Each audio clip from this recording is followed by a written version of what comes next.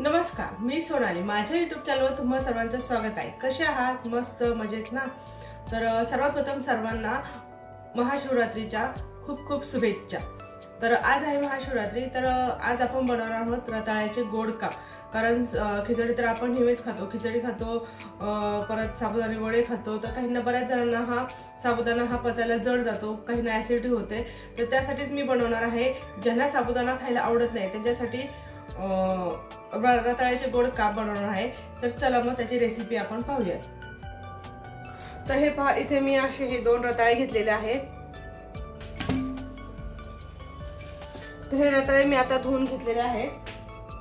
2 ते 3 पाण्याने स्वच्छ धुवायचे त्यांना।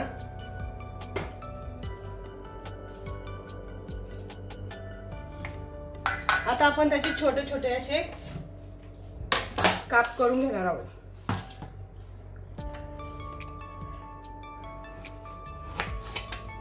जास्त जाड पण नाही करायचे, जास्त पातळ पण नाही करायचे, असे मध्यम आकाराचे काप करून घ्यायचे।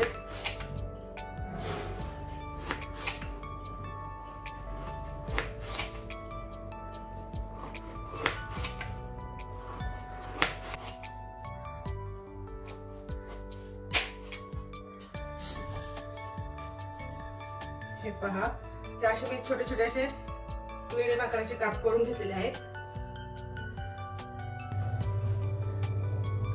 1-2 चमचे तूप टाकायचे। गॅस हा मंद आचेवरती ठेवायचा आहे, जास्त मोठा पण नाही ठेवायचा।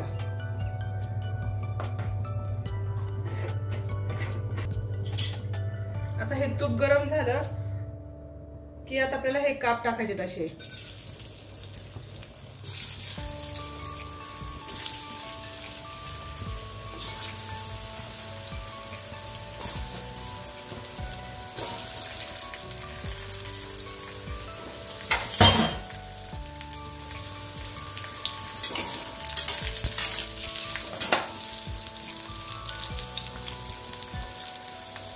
गॅस अगदी मीडियम फ्लेम वरती ठेवलेला आहे मी।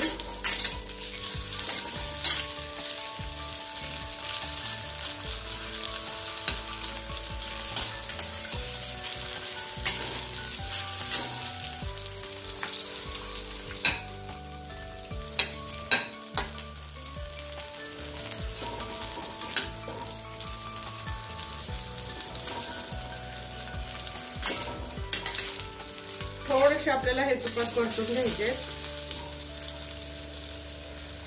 आणि लो फ्लेम वरती त्याच्यावरती आपल्याला झाकण ठेवायचे।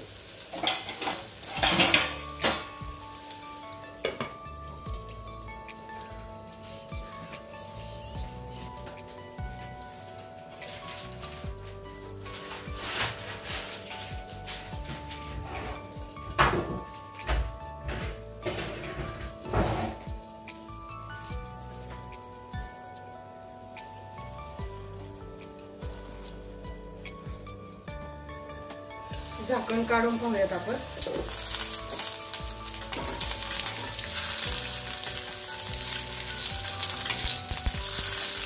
जास्त जास्त न कापल्यामुळे ते पटकन शिजतात असे।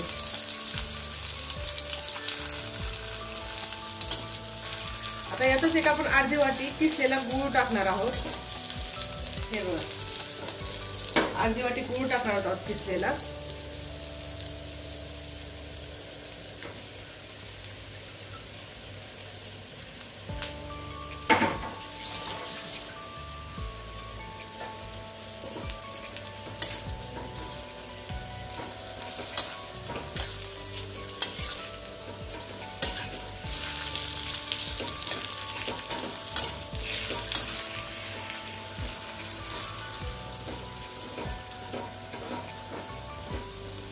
खूप छान लागतात, लहान मुलं तर खूप आवडीने खातात हे।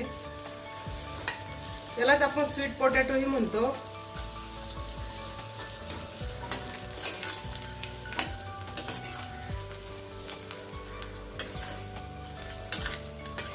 गूळ आपल्याला पूर्णपणे वितळून घेऊन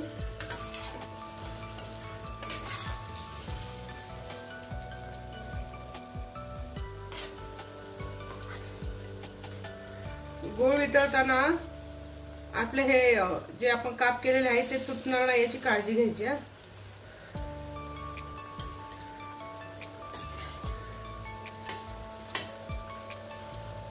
आता गूळ वितळलेला आहे. परत एक 5 ते 10 मिनिटं आपण याच्यावरती झाकण ठेवूया.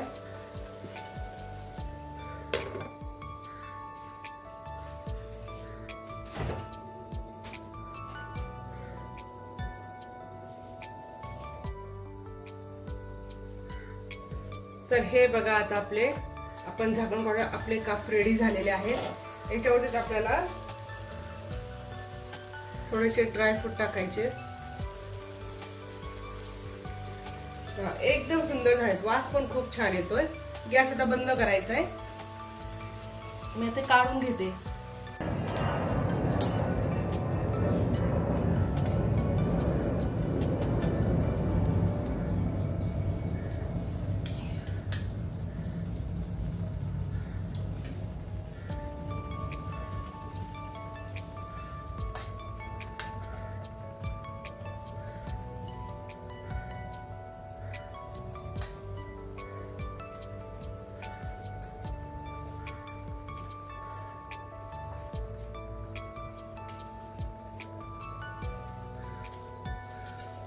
खूप छान लागतात हे. थोडेसे कडक झाल्यानंतर, थंड झाल्यानंतर थोडेसे कडक होतात ते.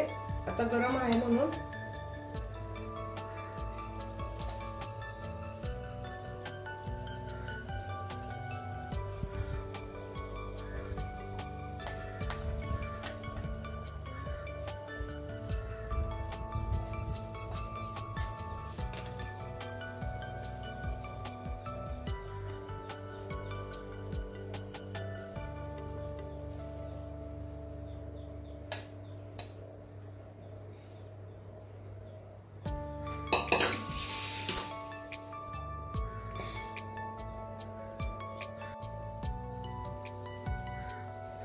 तर हे बघा आता आपण झाकण काढूया. आपले काप रेडी झालेले आहेत. याच्यावरती आपल्याला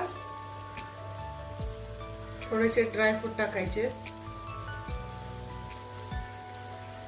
एकदम सुंदर झालेत. वास पण खूप छान येतोय. गॅस आता बंद करायचा आहे. मी आता काढून घेते.